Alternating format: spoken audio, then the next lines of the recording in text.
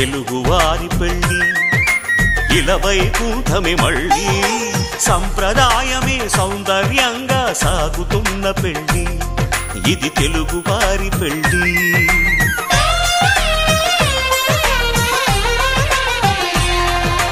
తెలుగువారి పెళ్లి